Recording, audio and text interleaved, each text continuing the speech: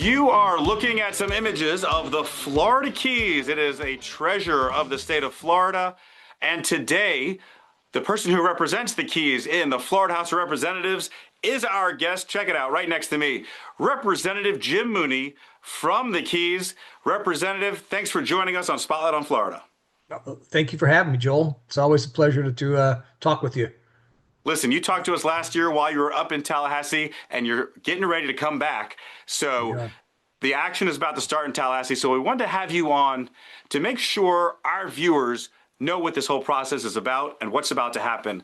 So if we can go through that for a little bit, we're going to Sure. talk about that. We're going to talk about the Keys, what's going on down there with you in tourism, and all sorts of stuff. So we're looking forward to the whole conversation.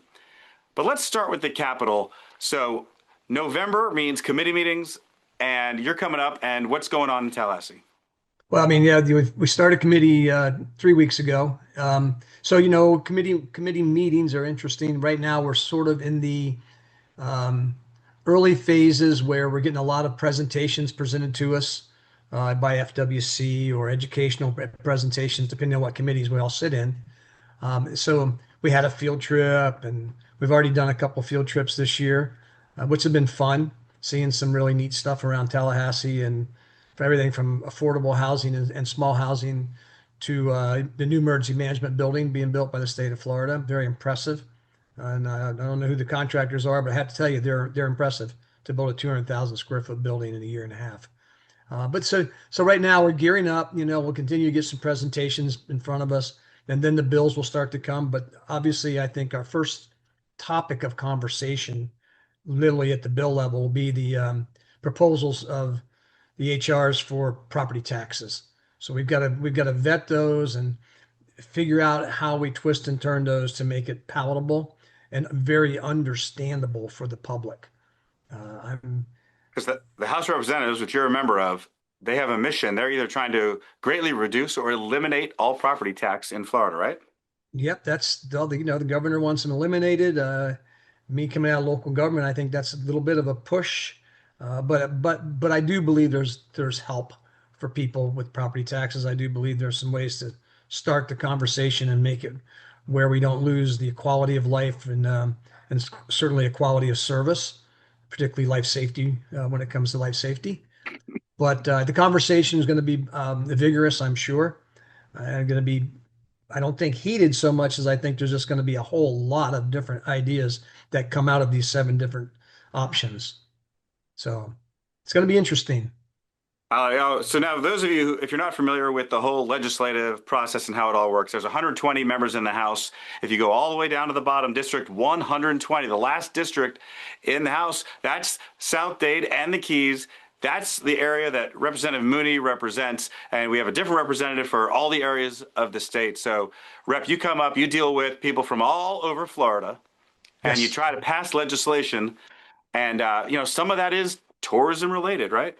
Oh yeah, yeah. A lot of it is directly related to tourism, even though it may not sound like it on the surface. A lot of what we do definitely has an impact on tourism, positive and negative sometimes, unfortunately. But for the most part, I think the state is very aware of how important tourism is to the state of Florida and in our businesses. We in the Florida Keys and in South Dade in general, we get Miami Beach, which is not my district, but you start talking about the beaches and it goes around the state. The beaches are number one draw in the state of Florida. For the Florida Keys, it's mostly diving and fishing. We don't have a lot of beaches per se. We got a couple of little state parks that have nice beaches, but nothing that you would imagine like Pensacola or the Panhandle has those big, beautiful white beaches. But for us, it's fishing and diving and just sightseeing. We've got a lot of history in the Florida Keys that we try and always bring to the forefront for people who are not familiar with the area because they don't really understand the total amount of history we have that has such a major impact on the state of Florida back in the 17, 1800s and early 1900s. Flagler's Railroad being one of them, basically the eighth wonder of the world, in my opinion. And tourism in Yeah, Florida that's a Keys good is one. literally our lifeblood. I mean, in the Keys, it is tourism, tourism, and tourism. So we like tourists. Yeah, and so we have people watching from all over the state, I mean, around the country, everywhere, but a lot of people in the state, in the industry. And this is a time, especially when you're in committee meetings, that you want to hear from people, what can help and what you can do in the process. So you you encourage people from the tourism industry to call you and talk to you. Yes, I have a very close working relationship with our Tourist Development Council and, all the members of different levels throughout the county. Um, we take it very serious in Monroe County. But I don't want it to get lost that we just take tourist money and it just becomes this giant pool of cash. The amount of money that is given back to the communities via infrastructure projects or supporting, for instance, I'm on a board where we're trying to save the lighthouse, Alligator Lighthouse. The feds were going to take them down, and so they offered us free to restore it, which is about $9 million, it looks like. So much for free. But it's without Alligator Lighthouse in Alamorada, it just wouldn't be Alamorada. And the same goes for Marathon and Sombrero and the lighthouses throughout the Keys. And that the Tourist Development Council gives us back money to invest in the infrastructure and also promote a world-class open water swim that over 400 people sign up for from 17 different countries, I believe, this year. So fascinating. So, we don't just take the tourist money and go, thank you very much, and not, we're always reinvesting in the infrastructure and how we want to continue to make tourists enjoy their time here. We want to make sure they have fun. We want to make sure they don't see the same old thing, and we don't want any crumbling infrastructure for sure. So it's We very love the important to us. Keys. Oh, We I love definitely love the I love Keys. all of Florida, but How many people are involved in the open water swim? over 400. Wow. Yeah, it's Right in the roughly ocean? it's just under 9 miles round trip to the lighthouse and back. Um, yeah, it's amazing. That sounds This like year, a great swimmer event. finished under 3 hours. Oh, it's worth coming to see if you. We'll have it again next year. We just finished Well, it. we need to get footage of that. Let's talk Oh, it's about amazing. some tourism stuff down in your area.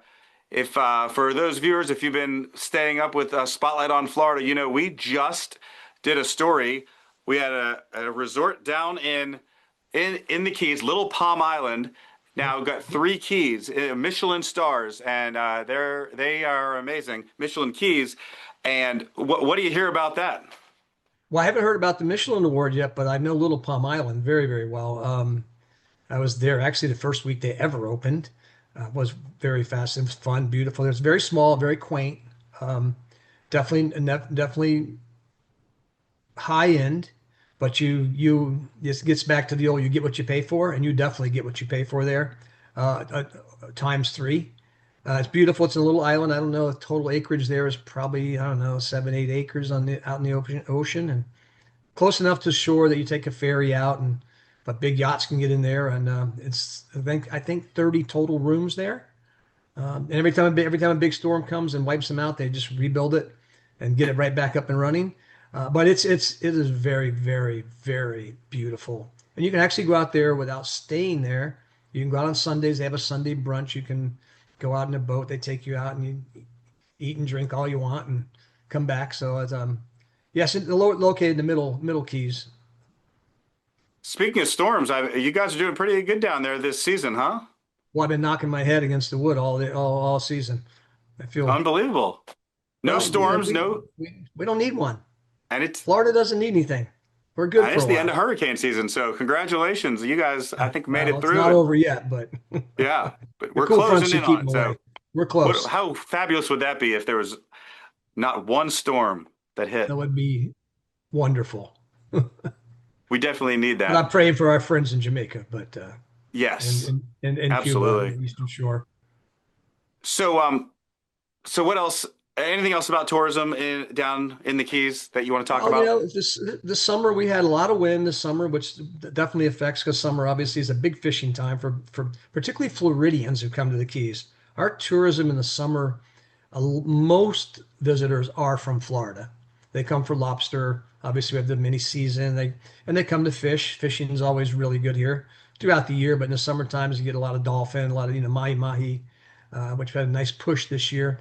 But the wind definitely held some people back this year. And then we had a lot of rain towards the end of summer. It literally rained about 6 weeks in a row, almost every single day, all day, which unfortunately North the Panhandle didn't get any of that rain. But yeah, the tourism was good. This in the big picture, it was still stable. I wouldn't say it was fantastic off the charts, but it was stable. And I think, again, weather has a lot to do with it down here. You can, and once school starts, tourism ends here. We're in a very much of a lull right now. Once school starts, we're done until a little after November. We'll get a push there around Thanksgiving, and then our big push will come basically Christmas. And for 2 weeks after Christmas, that's the usually the two busiest weeks of the year in the entire Florida Keys. And after that, it's Katie bar the door until a couple weeks past Easter. So, we'll continue to take care of our tourism industry and take care of the people who visit us because we really do like them. Yes, yeah, yeah. Yes.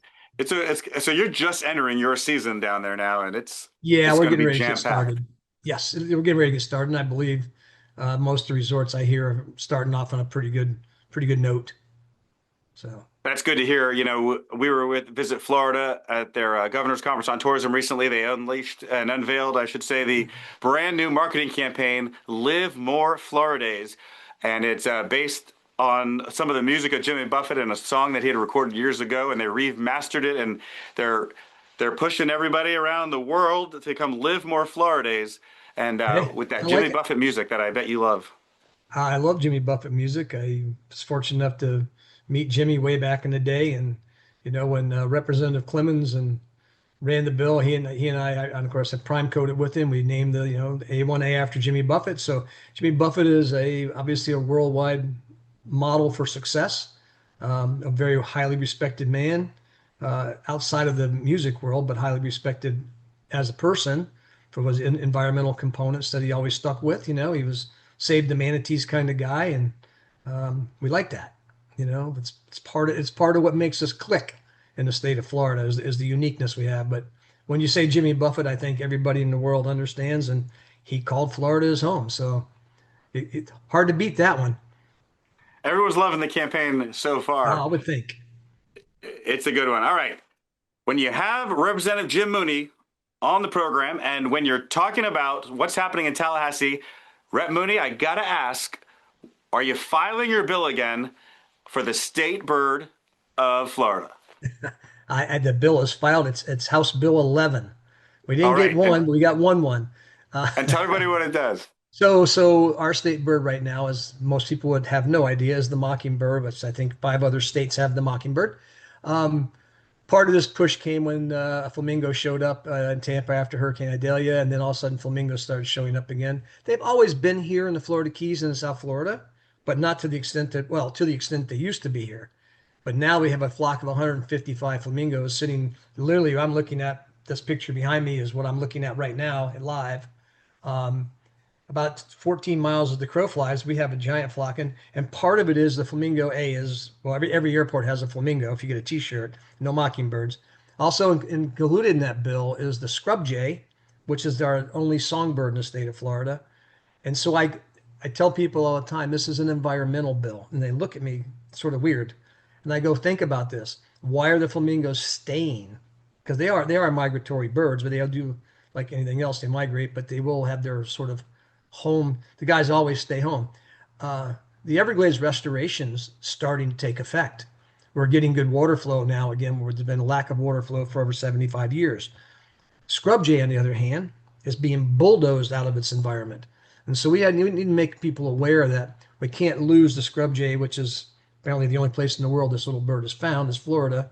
We protect their environment as much as we can, and at the same time continue the restoration of Florida's Everglades, because flamingos are a critical component to the ecosystem. And when they come back, it lends credence to the fact that crayfish come back and shrimp come back and crabs come back, which mean fish come back. So it's a very symbiotic relationship, and they're a beautiful bird to top it off. But people question if they're native. They are native, 100% native, but they were plumed out in the late 1800s, and they were Wow. taken for their feathers, like the great herons, and they were also taken for their tongues, which was a delicacy. So they were Ugh. also eaten as well. I've found that interesting in my research on flamingo. But I've lived here my entire life, and so I'm not used to not seeing them, but I'm happy to see more of them, and people love them. So I think that it's a natural thing. It's been tried before. Um, and I think it's the right time to do it because I think the governor has spent a ton of money, as he said he would, and he did, on Everglades restoration. He expedited projects, amazing, which is hard to imagine in government. That's something that actually moves quick instead of slow. But the governor's push to raise the Tamiami Trail has made the Everglades that much more valuable to the ecosystem. It's like, again, once it was degraded, is now coming back to life slowly but surely. And so it's the perfect time to make the flamingo the state bird. And of course, what's on the lottery ticket? A flamingo. So True. flamingos relatively attached to the state of Florida. Palm trees and flamingos was always what I saw growing up as a kid. So, you know, Hey, it it's a makes sense fun to bill. me. We I don't get know a lot it of was fun bills. It's filed a filed, yeah. couple last couple years, didn't get it over the finish line, but you're trying again to bring the flamingo back. Speaker says we're going to hear the bill, so that's all that matters. All right. I love to hear that. Yes. We're gonna hopefully get some updates. When you get into Tallahassee, Oh yeah. we'll find you out there. We'll have you on again and we'll get an update. I'll But probably be wearing a flamingo shirt. before we let you go, what is your message to those in the tourism industry and how you feel about tourism? Well, to the visitors, thank you for taking Florida, and putting us in front of your eyes and saying, hey, you know what, Florida's a great place to visit. For the people who are involved in the tourist industry, from the service industry to the hotel industry to the people who run the tourist development councils and areas around the state of Florida, thank you for what you're doing. Always remember to reinvest that money again, like I think most of them do, into infrastructure. Put it back out to the public so the public uses it. Because remember, when the tourists leave their money, they leave it back for us, for them to have reinvestments. But then we spend money and we go somewhere and become a tourist. And so it's a big broad circle. They spend money here, maybe I buy a piece of property here. I make money. I go to Utah, go skiing. I leave my money there for their tourist industry. And next thing you know, I wake up and see "Welcome to the Florida Keys" on TV in Utah. So it's an integral part of actually our entire country, if you think about it, because we do get a lot of tourism, and tourism drives a lot of boats in this country. But in Florida, it's the captain of the boat. I mean, we do have a nice array of different businesses, but tourism obviously is it. I mean, like, nobody can deny that. It can't be denied. I love it. I love that energy. I love that analogy too, with the boats and the captain of the boat is Florida. That's right. That's great. Well, I can't thank you enough for being here. I love the background. I want to Thank come you. sit on that dock with you and and enjoy the Keys. Maybe we need to Oh, just do our show from down there, I think, every yeah, week. you should come down here and take a ride out to Little Palm Island. See, There you go. We're there going you to go. take you up on that. All right. Representative Jim Mooney from the Well, Keys, thank thanks you. so much. We'll look forward to talking to you more as the legislative session progresses. Thank you, Joel. Have a wonderful All day. right. We'll Bye see you bye. soon.